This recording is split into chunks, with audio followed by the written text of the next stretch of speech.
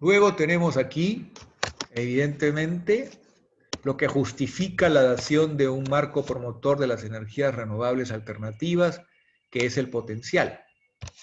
Antes de la aprobación de este decreto legislativo, hubo en distintos momentos evaluaciones del potencial del Perú. Por ejemplo, el estudio más antiguo es el hecho por la GIZ, la cooperación alemana, que marca un hito porque se demuestra que el Perú tenía casi 70.000 megavatios. Este estudio viene de los años 80 y luego fue actualizado hace 12 años y se puede ver que el potencial llega casi a 70.000 megavatios. En el caso de la energía solar, se está viendo la radiación media diaria, que es bastante buena, y que esto convertido a números de potencial en este momento podríamos desarrollar no menos de 30.000 megavatios con energía solar fotovoltaica. En generación eólica, el potencial estimado es de 22.450 megavatios aprovechables al día de hoy.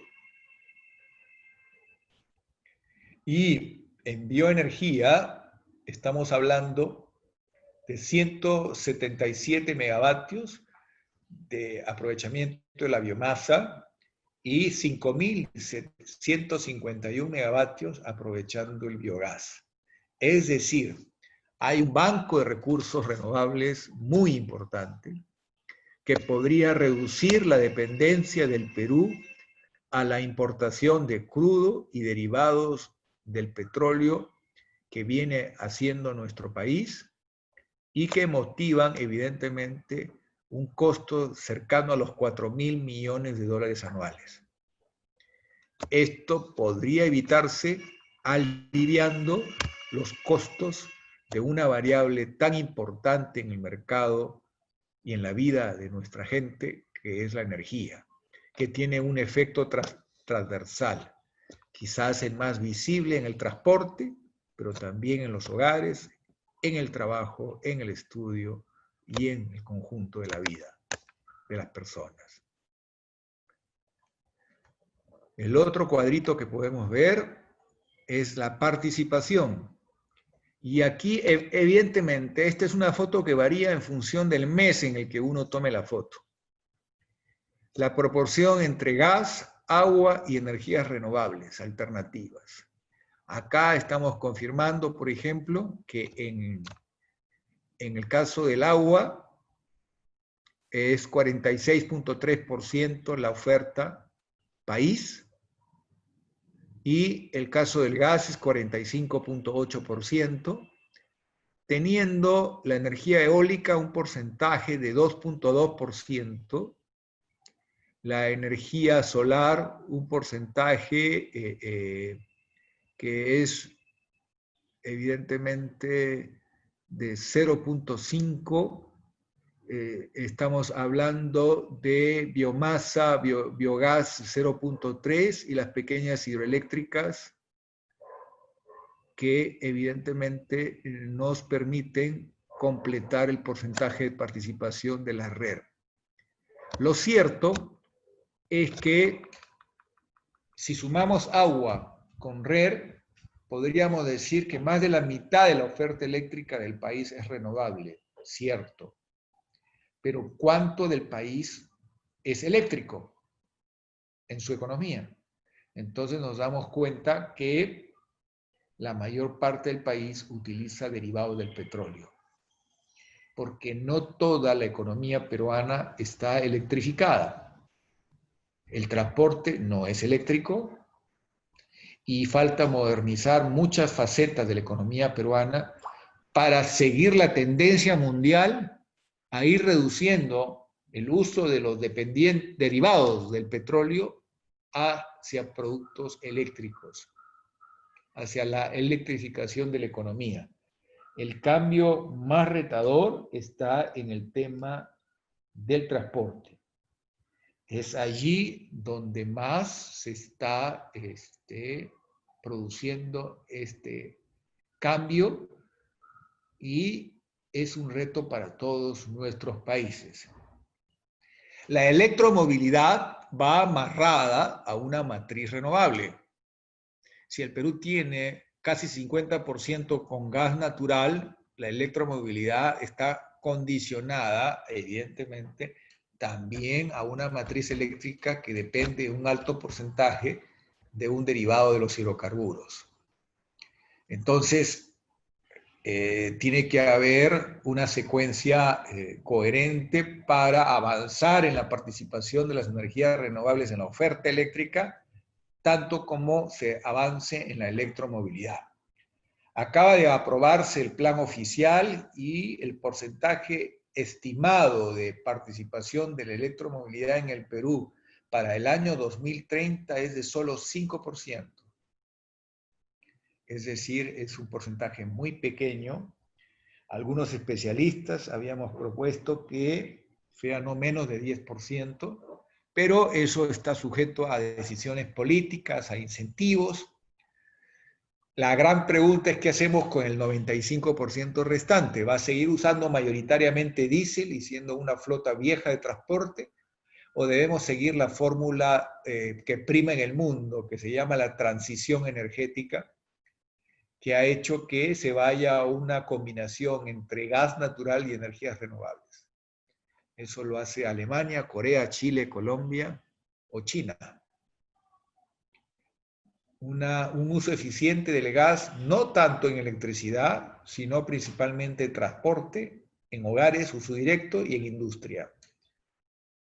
Y un uso cada vez más agresivo y más retador de la generación solar y eólica, y complementariamente la biomasa, las pequeñas hidroeléctricas y la geotermia. Chile ya está con una central geotermia operando en Sudamérica. Hay 4 proyectos más. Perú está retrasado, no obstante tener el mismo potencial que Chile, un estimado de 3.000 megavatios en geotermia. Chile también está a punto de completar su proyecto de la otra tecnología solar, la termosolar, que aprovecha el calor del sol. Heliostatus, que capta el calor del sol y se llega a concentrar en una torre de concreto sobre sales minerales 600 grados de temperatura que permiten día y noche generar energía eléctrica. Este sistema es más caro que la generación solar fotovoltaica, pero ya no es de 3 dígitos, ahora es de 2 dígitos. Y lo que han hecho en Chile es poner al lado de la planta termosolar una planta fotovoltaica para en el día hacer más barata la generación eléctrica y en la noche complementar con termosolar.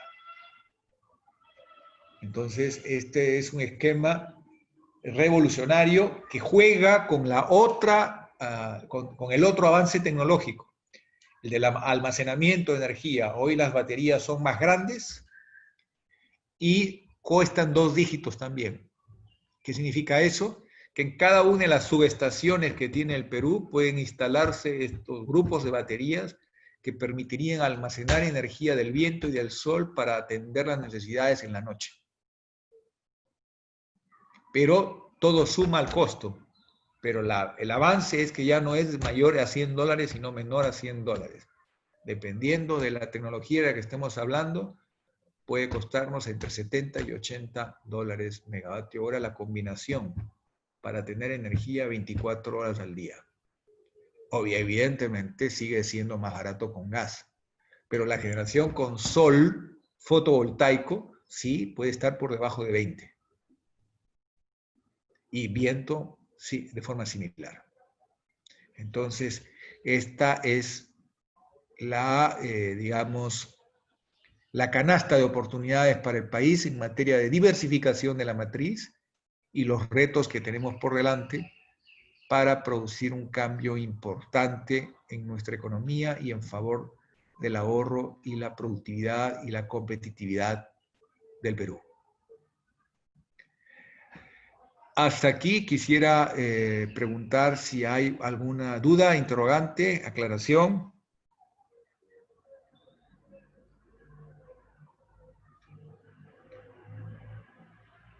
podemos aprovechar la ventaja que el grupo de participantes no es grande, así que podemos dialogar si es que tienen dudas o quieren hacer algún comentario.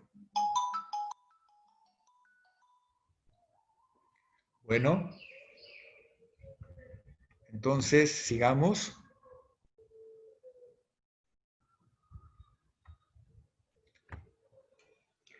Acá podemos ver los proyectos adjudicados en materia de biomasa. Es interesante.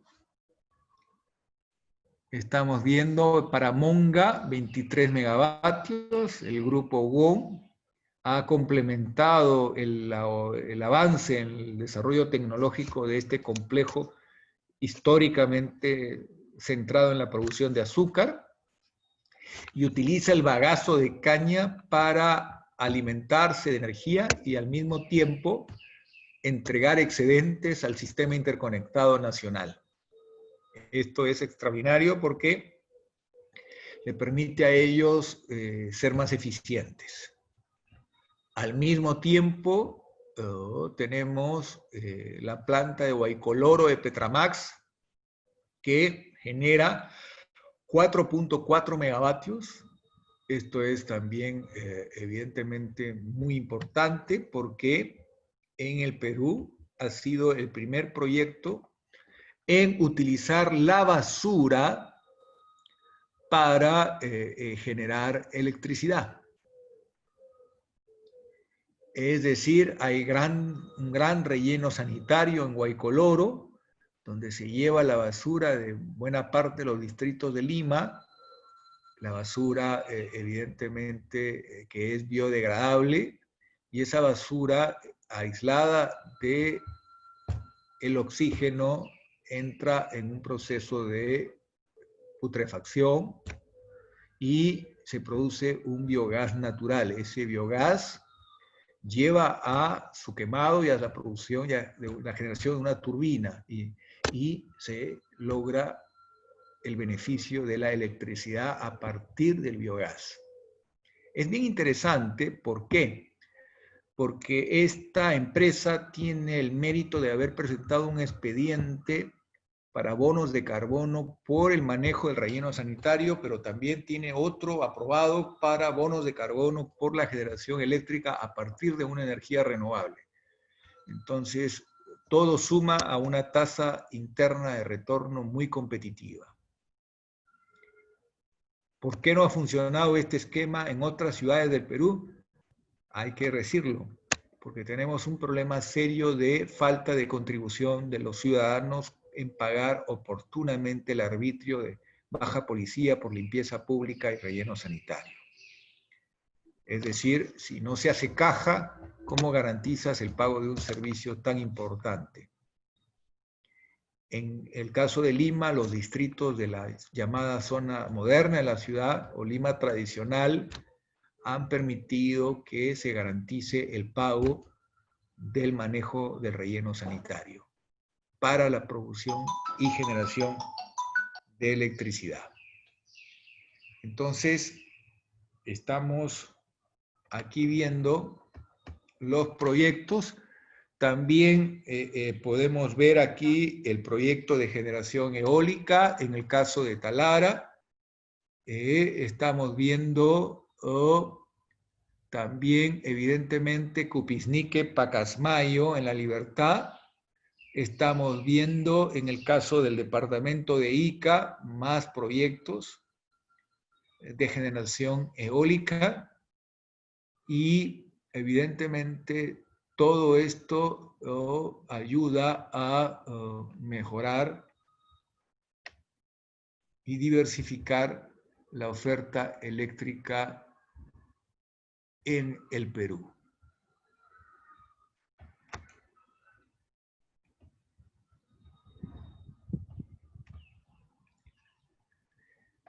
Acá hay un comentario que puedo compartir con ustedes. El Perú debería incentivar más proyectos en biomasa. en sierra, costa y selva, tanto en proyectos a gran escala como proyectos pequeños. Para ello debería capacitarse o generarse talleres, procesos de construcción de capacidades para que los pobladores, por ejemplo, cumplan con las ventajas de aplicar el Plan Nacional de Biodigestores, que es la aplicación en pequeña escala del mismo concepto tecnológico, a juntar residuos, aislarlos del oxígeno y producir biogás. Y aparte también se produce compost, se produce biol, que es abono orgánico para la agricultura. Estas iniciativas han avanzado, pero muy limitadamente. No obstante haber experiencias muy exitosas. Tenemos el plan, nos falta evidentemente extender el conocimiento y el desarrollo de oportunidades a más actores.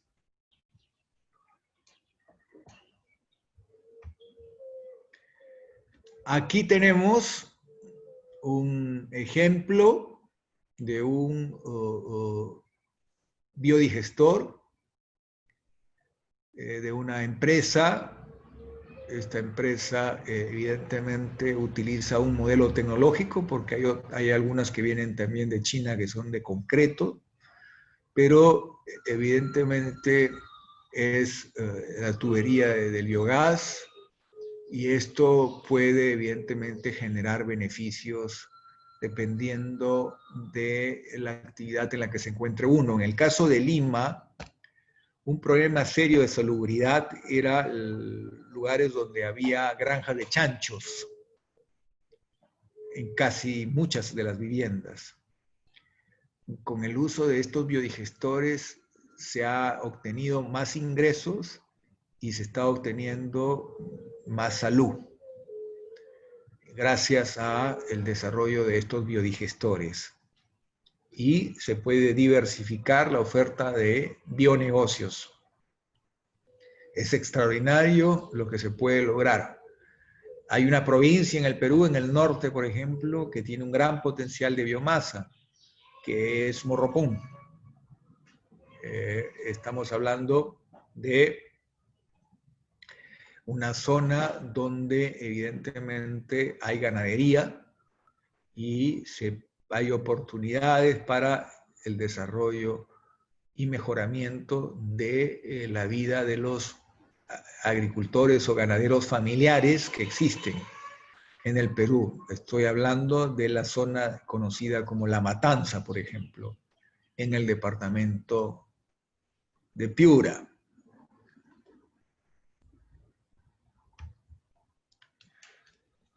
Aquí les dejo un modelo de costos en construcción de un biodigestor de una determinada tecnología para que se den cuenta en función del volumen total cuál es tu costo en soles y en dólares, y evidentemente puede ser útil para ustedes porque se pueda en algún momento formar parte de una iniciativa que aproveche los residuos sólidos. Lima es la ciudad que mejor maneja los residuos sólidos en el Perú, no obstante no tener un 100% de eficacia en el manejo de estos residuos. Un porcentaje todavía de los residuos tienen un manejo inadecuado. En los asentamientos humanos, en los cerros, generalmente se hace pequeños hoyos y ahí se entierra. Con el movimiento de las personas, con los temblores, con el clima variante, todo puede hacer que, lamentablemente, esto no sea saludable y provoque enfermedades en quienes juegan en esos terrenos, generalmente los niños. Y se eleva el costo de la afectación y la necesidad de atender las enfermedades infectocontagiosas que produce el coexistir con la basura. Este es otro drama de una ciudad caótica. desbordada por la migración hasta el día de hoy y por la crisis de los servicios básicos. Entonces, los biodigestores son una oportunidad. Yo he visto trabajos piloto con esto, hasta en lugares tan humildes, pero con potencial como Pamplona Alta, que está justo a la espalda de este barrio de Casuarinas.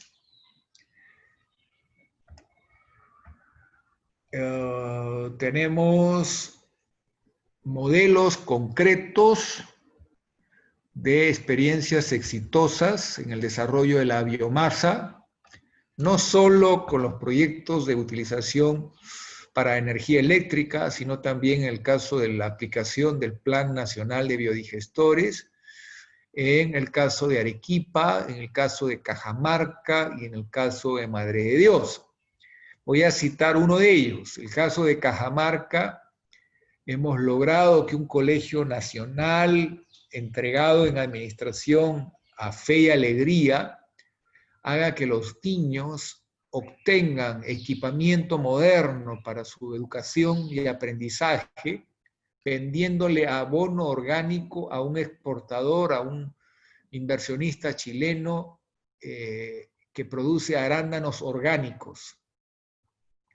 Los niños han desarrollado este modelo de econegocio con un criadero de cuyes, cuyo excremento permite la producción de un abono orgánico de excelencia para los arándanos.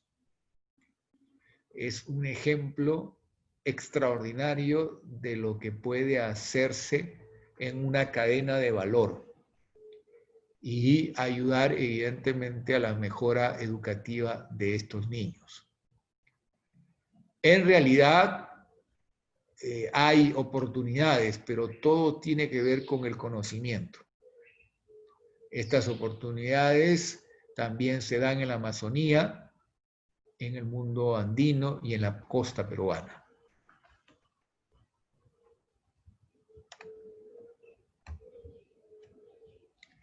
Otros casos de biodigestores con éxito han sido en Ancash, en Chincha, en La Libertad, en San Martín. Menciono esto porque la diferencia entre bioenergía, geotermia y generación solar y generación eólica es que ya la generación solar y la generación eólica tienen el mercado ganado. Solamente les deben dejar jugar. Les deben dejar participar. La generación con bioenergía, la generación con geotermia todavía requiere el mecanismo de la subasta. ¿Por qué? Porque los precios todavía son mayores, aunque han bajado todavía mayores que costos. Pero hay un beneficio que tiene que ver con la economía circular. Es decir, el ingreso que no da un precio más barato en la generación eléctrica, sí lo da promoviendo y facilitando actividades complementarias y generando un círculo positivo que promueve desarrollo humano y capital social. Es decir, se produce una cadena de valor. Y por ello, reducir el presupuesto de salud pública es una forma de rentabilidad social. Crear oportunidades de negocios para gente que vive una economía de subsistencia es crear cadena de valor. Incluso las pequeñas hidroeléctricas, que tienen un costo mayor a la generación con sol y con viento, son importantes porque permiten almacenar agua, que puede ser indispensable en épocas de escasez por el cambio climático, porque permiten mejorar la entrega del agua de forma racionalizada y más limpia, porque a veces el agua se ensucia porque todo el mundo utiliza el río de Botadero. o se arroja las aguas servidas de los pueblos al río sin tratamiento alguno. Una pequeña hidroeléctrica no puede usar el agua llena de mugre y suciedad. Tiene que tener el agua limpia, no llena de desechos. Entonces, el hacer una cadena de lagunas en la zona andina, donde la montaña tiene roca dura, se vuelve un sistema de seguridad hídrica en el país. ¿Cómo llegar con el agua a esa zona alta? Con sistemas eólicos o solares que pueden bombear esa agua. Y en la noche ser pequeñas hidroeléctricas. Reserva de seguridad, reserva estratégica. En Alemania las pequeñas hidroeléctricas ayudan muchísimo y se complementan con la energía solar y la energía eólica para tratar de generar un ciclo de 24 horas de suministro de energía renovable. Entonces es muy importante la visión de sistema complementario de opciones.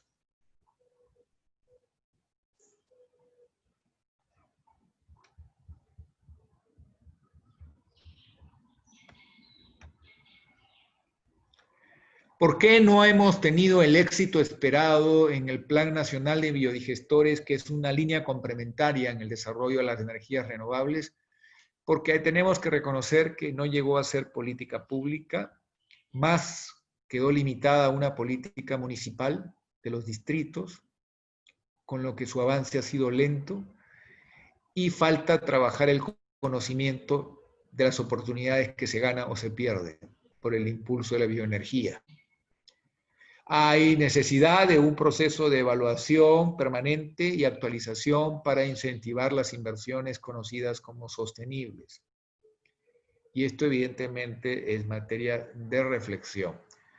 Pero volvamos a la realidad. Volvamos al hecho de que el Perú tiene en promedio prácticamente el 24% nada más de sus necesidades, de todos los usos, no solo para el sector eléctrico, de la economía nacional, atendidos con energía renovable. La mayor parte de las necesidades económicas del Perú, de la actividad económica del Perú, es atendida con derivados del petróleo. Y esto evidentemente no es para nosotros una fortaleza, sino es más bien una brecha que nos impide obtener 3 de las variables que sustentan la capacidad de respuesta frente al cambio climático.